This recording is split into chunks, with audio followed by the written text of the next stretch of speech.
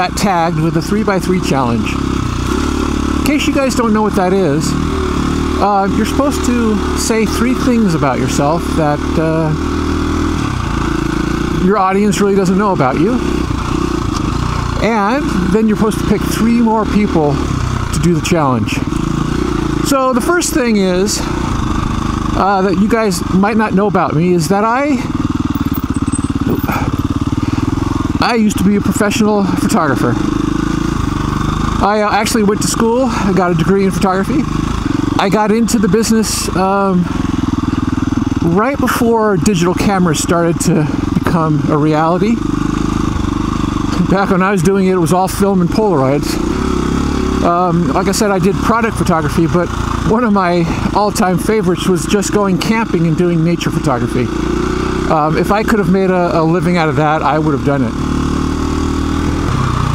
So if you're wondering why I am so into the video cameras and all the equipment and everything, it's because I have a background in it. So when I started riding motorcycles and I discovered, yeah, you could just have your own channel, man, I was all over it. And to a lot of you guys, a lot of you think that I like spend too much time trying to film my rides, that I should just enjoy the ride and just, you know, put the camera down for a second. But I'm not like that. To me, I have just as much fun, sometimes even more, making the videos for the ride than I did the ride itself. And filming the ride and making sure I got the right shot. To me, it just comes naturally. You know, it's just my professional side coming out. And I really, really enjoy that. So it's not a burden for me to do that and to have so many cameras all over the place, to do all the editing. I love it. It's something I love to do just as much as I love motorcycle riding. So it's not going to stop anytime soon. It's also one of the reasons that I don't get too upset when I lose equipment. I know I've lost a lot of equipment over the 2.5 years I've been riding. I've destroyed a lot of equipment. I broke a lot of equipment, lost it. But you add up all the stuff that I've lost, it probably doesn't even equal one kit for a professional photographer. You know, I was spending tens of thousands of dollars on equipment. And you know, here you can spend $1,000 and that's like a lot of money. So to me, I have a different perspective on what it means to spend some money on photo equipment. To me, this stuff's cheap. I mean, it's nothing to me. I mean, don't get me wrong, I still hate losing the money, losing the equipment, but it's not that bad compared to a professional. Let's just put it that way. So I guess the next thing I thought maybe people would like to know is that I used to fly radio control gliders pretty seriously. I guess I started way back when I was a kid doing plastic models. I then got into free flight models, you know, rubber powered free flight models and gliders. Went to a couple of nationals as a kid even. Had my little Honda 50 as a chase bike out in the desert running after my free flight models. That was fun. I used to fly indoor models also in big gymnasiums and big armories where the Army has big hangars.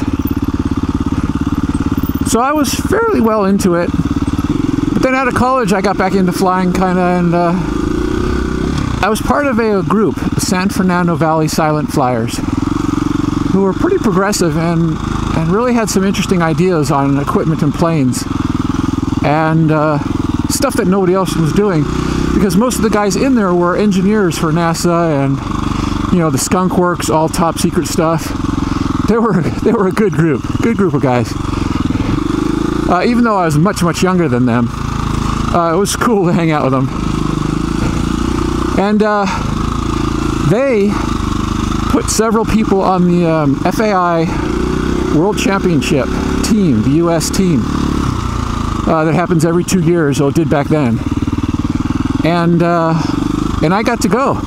I wasn't a pilot, I was a line runner, but I was on the US team twice. Once we went to Adelaide, just outside of Adelaide in Australia. Oh, I got some stories about that. Wow. You guys in Australia, man, you guys are crazy. You know how to party. You know how to have fun. It's pretty funny. Those guys are crazy. But all the other competitors from all around the world that also were just great guys. We just had so much fun goofing around and doing stuff. Even though it was a serious, world championship, they were going for it. But it was fun. The other time I went to Yorkshire, up in northern England. That was a little more sedate, but still a lot of fun. Wow, that was a lot of fun. Anyway, so that's a little background on how I can build so many things and make so many things. I've been a model builder forever. I'm one of those kids that took everything apart and could put it back together and figure out how it worked.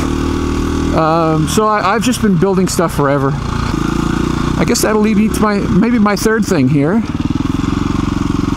is that, wow, we're already gone around like 3 times on this route. That's pretty cool. I used to be an auto mechanic.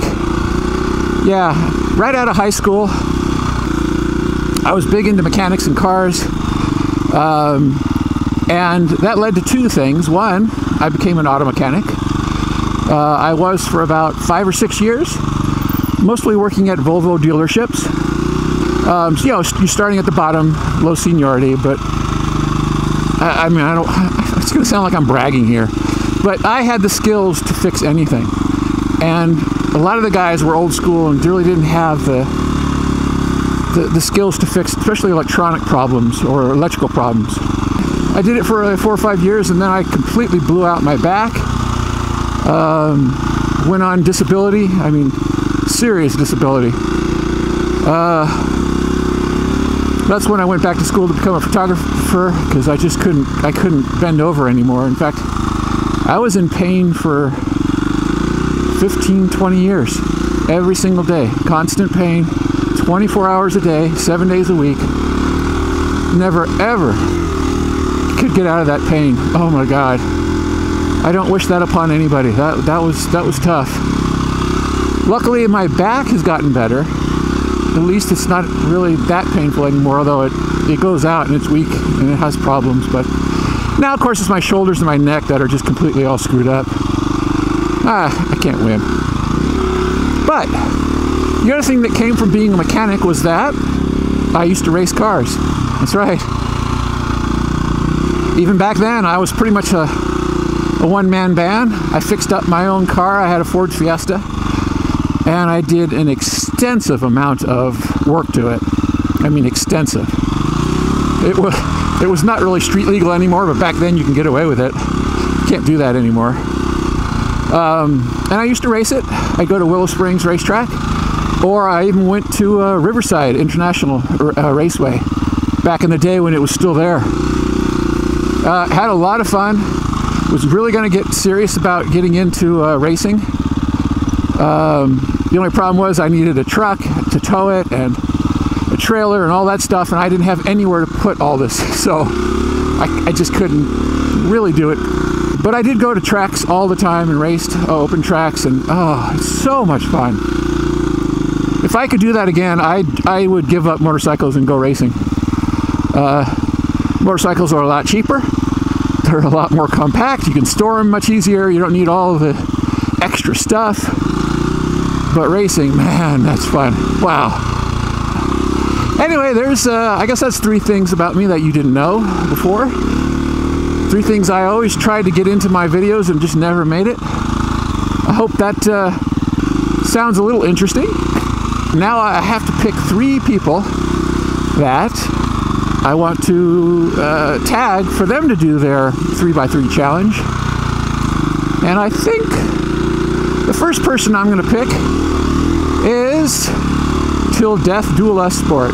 Yeah, I'd like to find out a little more about him. His name's Nick. Let's see what he's been up to. I think the next person I'm going to tag is going to be RacerRed. He's got a smaller channel, and I don't know why, because he's got such good stuff.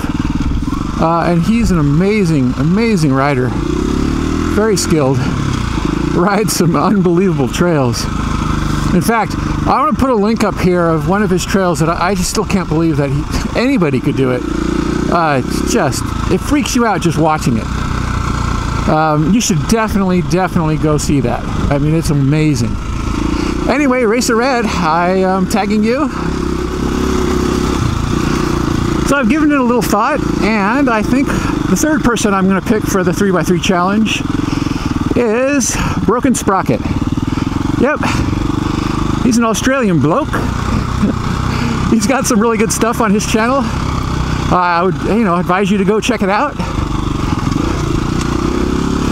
So yeah, you've been tagged. So we'll get to know a little bit more about you.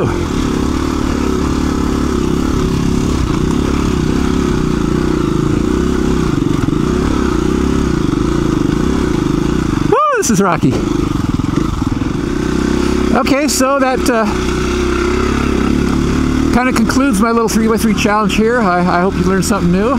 Thanks for tuning in, and I'll see you down the road. Wait a minute, what are you still doing here? Get off the couch, go get your gear, get your bike, and go riding. There, isn't that better?